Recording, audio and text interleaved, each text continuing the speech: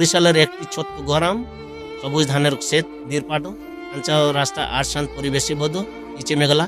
বাবা নেই, মা সেলাই করে সংসার কালান। অভাব থাকলেও মেঘলার ওকে সবসময় হাসি লেগে থাকে। আর স্বপ্নে একদিন পড়াশোনা শেষ করে মায়ের কষ্ট দূর করবে। নিদিকে শহর থেকে গ্রামের জমি দেখতে আসে আরিয়া।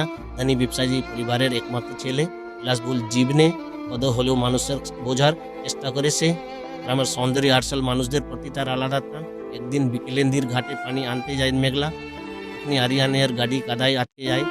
গাড়ি থেকে নেমে অনেক চেষ্টা করেও বের করতে পারে না। মেঘলা দূর থেকে দেখে এগিয়ে এসে বলে, আপনি চাইলে গ্রামের একজনকে ডাকতে পারি। আরিয়ান মুক্তি এসে বলল, আপনি সাহায় বলে খুব উপকার হয়। কিছুক্ষণের মধ্যে গ্রামের একজন এসে গাড়িটি তুলে দেয়।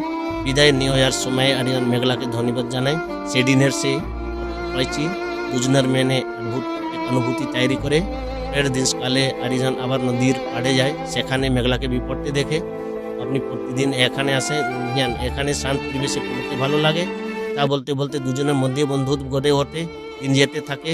প্রতিদিন বিকেলে তাড়ে দেখা হয় কোনো নদীর ধারে, কোনো বড় বটগাছের নিচে। তারা নিজেদের স্বপ্ন, পরিবার আর ভবিষ্যৎ নিয়ে ভাবলে, কিন্তু গ্রামের কিছু মানুষ এই বন্ধুটা ভালো চোখে দেখে না।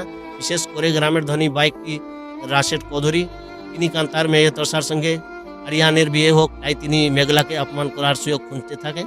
একদিন গ্রামের বাজারে বাইকের সামনে দান্ত করিয়ে তিনি বলেন, একজন গরিব মেয়ের স্বভাবন দেখা উচিত, নিজের অবস্থান বুঝে।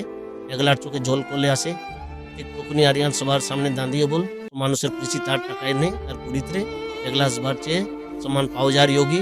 সেই ঘটনার পর গ্রামের অনেকেই মেঘলার পাশে দাঁড়ায়। কিন্তু রাশেদ চৌধুরী করে থাকেন না।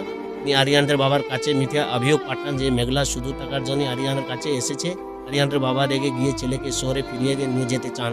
বিদায়ের আগে নদীর ধারে শেষবার দেখা হি আরিয়ান ও মেঘলার। মেঘলা কানতে কানতে বলে, এ তো এটাই আমাদের শেষ দেখা। আরিয়ান তার হাত ধরে বলে, না, সত্যিকারের ভালোবাসা দৌড়বে হারায় না, আমি আবার ফিরে আসব। আরিয়ানের গাড়ি ধীরে ধীরে দূরে চলে যায়। নদীর পাড়ে একা দাঁড়িয়ে থাকে মেঘলা, আর চোখে অশ্রু। মানে হাজার প্রশ্ন, সে জানে না এই বিদায়ী তাদের জীবনের সবচেয়ে বড় পরীক্ষার শুরু।